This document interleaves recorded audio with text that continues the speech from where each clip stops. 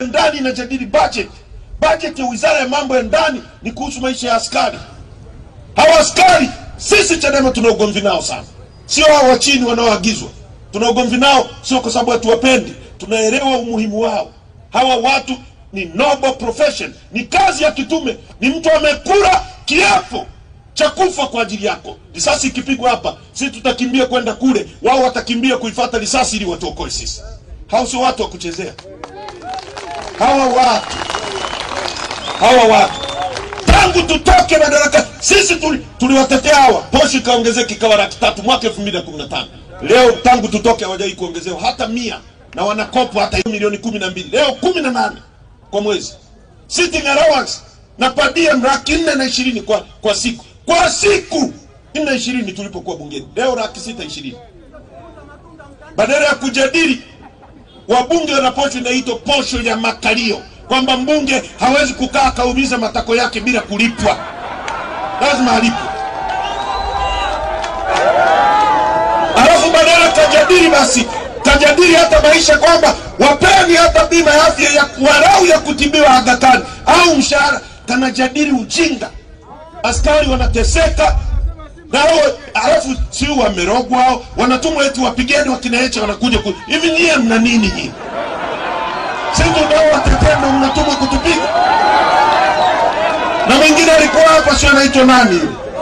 Moto. Alikuwa anapiga kifua. Nyenye. Amestaafu saa hizi nasikia ni mlinzi kwa Wachina huko, anafungua mageti. RPC mzima anahangaika na geti la Mchina.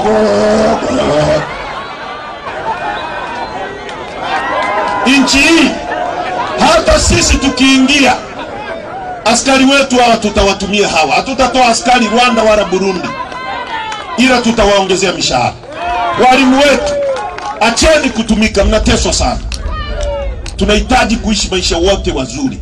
Unafungulia redio unakuta serikali imefanya matumizi yasiyokuwa na tija bilioni 571 kwa mwaka. Wakati migodi yetu inachukuliwa na pewa wa China kwa sababu eti vijana wa Kitanzania hamna mitaji.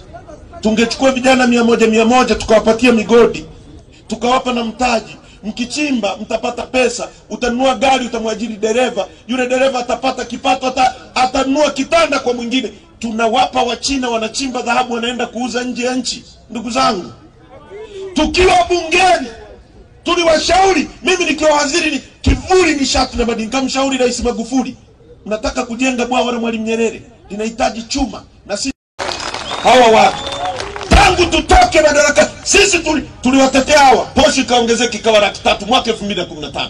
Leo tangu tutoke hawajai kuongezewa hata 100 na wanakopa hata milioni 12. Leo 18 kwa mwezi.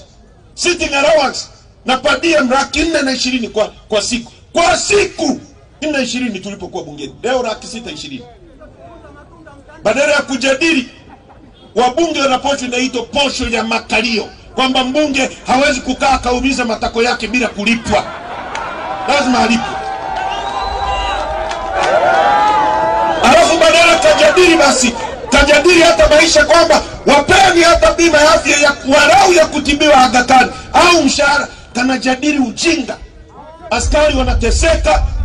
Nao alafu si wamerogwa hao, wanatumwa eti wapigeni wakinaecha wanakuja hivi nyie mna nini hii? Sisi ndio watetendo mnatumwa kutupiga. Na mwingine alikuwa hapa sio anaitwa nani? Moto. Alikuwa anapiga kifua. Nyenye. Amestaafu saa hizi nasikia ni mlinzi kwa Wachina huko, anafungua mageti. RPC mzima anahangaika na geti la Mchina.